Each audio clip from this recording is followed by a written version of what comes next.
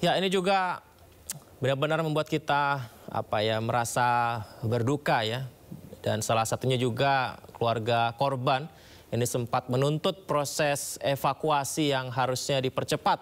Puluhan keluarga korban ambruknya Ponpes Al-Khosini Buduran Sidoarjo Jawa Timur ini sempat pemirsa menggelar protes di posko operasi SAR di sekitar lokasi pondok karena mereka minta tim melakukan evakuasinya 24 jam tanpa henti. Kita hargai petugas, cara kerja petugas kita hargai. Tapi kalau memang petugas tetap seperti ini, kita harus kompak sebagai keluarga korban, harus kompak kita. Inilah suasana posko operasi SAR di sekitar pondok pesantren Al-Khosini pada Kamis malam. Keluarga korban protes menuntut proses evakuasi dipercepat dan meminta agar proses evakuasi bisa dilakukan dalam 24 jam. Aksi protes ini dilatar belakangi karena keluarga korban kecewa dengan kinerja tim evakuasi saat melalui layar monitor CCTV yang dipasang Diskominfo Pemprov Jatim di depan tenda posko. Terkait aksi protes keluarga korban, tim Basarnas yang siaga di posko berjanji akan melakukan koordinasi dengan tim evakuasi di lapangan. Dari Sidoarjo, Jawa Timur, Pramono Putra, iNews melaporkan.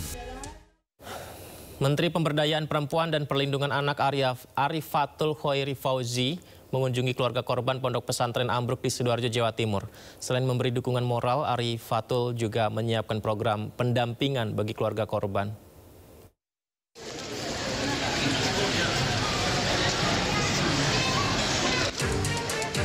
Menteri Pemberdayaan Perempuan dan Perlindungan Anak Arifatul Khoiri Fauzi mendatangi posko keluarga korban runtuhnya musola pondok pesantren Al-Khosini, Sidoarjo, Jawa Timur, Kamis malam. Arifatul berbincang bersama sejumlah orang tua korban dan memberikan dukungan serta semangat. Arifatul berharap seluruh keluarga korban khususnya kalangan ibu dan anak agar bisa tetap tegar dan mendukung proses evakuasi.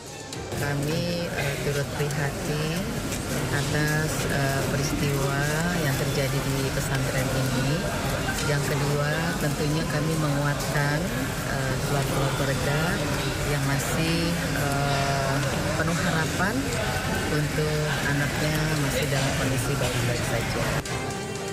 Selain memberi dukungan moral, Arifatul juga menyiapkan program pendampingan psikososial dan juga trauma healing bagi keluarga korban, terutama perempuan dan anak.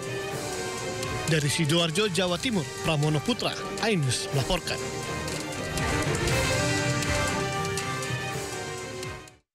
Ya pemirsa, kita kembali terus akan mengupdate situasi terkini di Ponpes Al-Khosini. Tapi sebelum kita update informasi terkini, kita lihat dulu informasi salah satu yang juga lumayan membuat kita mencengangkan ya. Jadi Al-Fatih Cakrabuana, salah seorang korban selamat dievakuasi tim SAR setelah 3 hari terjebak pemirsa tanpa makan, tanpa minum dalam reruntuhan musola Ponpes Al-Khosini Sidoarjo. Dan korban ini mengaku tidak merasa lapar ataupun haus dan hanya merasa seolah tidur saja, bermimpi, dan dalam mimpinya dia diberi makan dan minum. Yang dengar suara saya, untuk Anda yang berada di dalam, kalau Anda mendengar suara saya, ketuk benda keras di sekitar Anda. Jika mendengar suara saya, berikan kami tim penolong. Jadi ini proses evakuasi korban atas nama Al-Fatih pemirsa, siswa SMP kelas 9.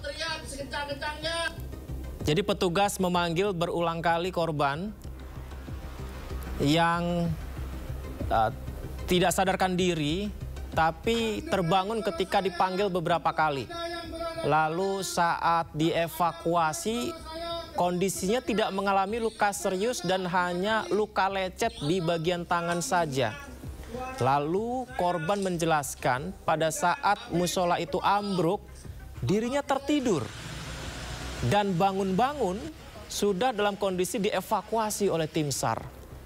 Pengakuan Al-Fatih, dirinya tertimbun pasir dan terjebak di reruntuhan puing beton bangunan musola.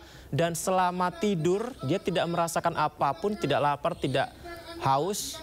Tapi bermimpi diajak jalan-jalan dengan mobil pick-up ke suatu tempat yang gelap gulita. Gimana selanjutnya setelah tidur itu? Bangun tidur kayak ada gempa. Terus Lari, terus pingsan, kena batu mungkin. bangun-bangun kayak udah gelap. Di sebelah ada teman-teman. Aku tanya, kenapa? Musolanya roboh tadi, kayak ada gempa. Udah, gitu. Selama 3 hari itu kamu ada yang ngasih minum atau gimana? Nggak tahu, tapi di mimpiku aku minum lewat kayak selang-selang.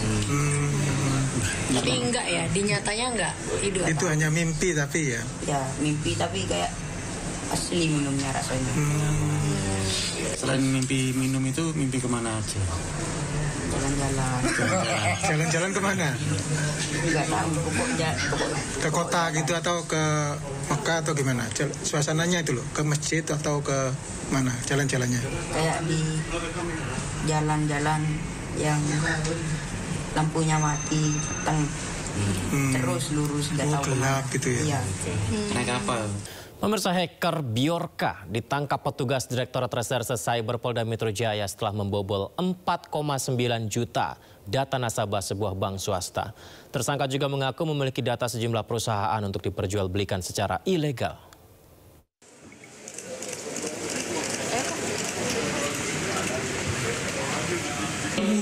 Sampai dengan sekarang itu apakah sama atau tidak? Pria berinisial WFT ini ditangkap petugas Direktorat Reserse Cyber Polda Metro Jaya di Kecamatan Kakas Barat, Minahasa, Sulawesi Utara akhir September lalu. Ia diringkus setelah mengaku membobol 4,9 juta data nasabah sebuah bank swasta dan mengaku sebagai hacker dengan nama akun Bjorka, seorang hacker yang paling dicari di Indonesia. Sebelum ditangkap, tersangka beberapa kali mengganti nama akun, mulai dari Bjorka, Skywave, Sin Hunter, hingga Opposite 6890. Dari hasil pemeriksaan, motif tersangka membobol data nasabah adalah untuk pemerasan. Pelaku ini dengan menggunakan akun X yang mengatasnamakan Bjorkanesia itu memposting dengan tampilan salah satu akun nasabah bank swasta dan mengirimkan pesan juga ke akun resmi bank tersebut dan mengklaim bahwa sudah melakukan hack kepada 4,9 juta akun database nasabah. Sebelumnya tersangka diketahui sudah beraktivitas di media sosial dengan nama akun Bjorka sejak tahun 2020. Tersangka kini mendekam di tahanan Polda Metro Jaya dan terancam hukuman 12 tahun penjara. Dari Jakarta, Dan Helmi Sanjangbati, iNews melaporkan. Kejaksaan Agung menetapkan Muhammad Riza Khalid sebagai tersangka dalam kasus dugaan korupsi. Kasusnya berkaitan dengan tata kelola minyak mentah PT Pertamina Persero.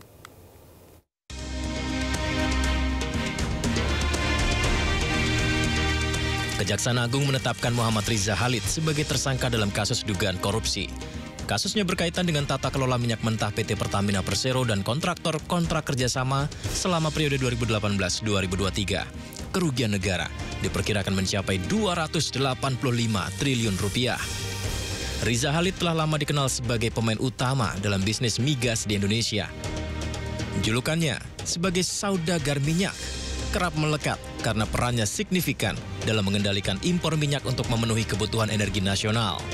Diperkirakan nilai transaksi bisnis minyak yang dikelolanya mencapai 30 miliar dolar per tahun atau 450 triliun rupiah per tahun. Namun, seiring berjalannya penyidikan, Kejagung menyita sejumlah aset milik Riza Khalid dan anaknya.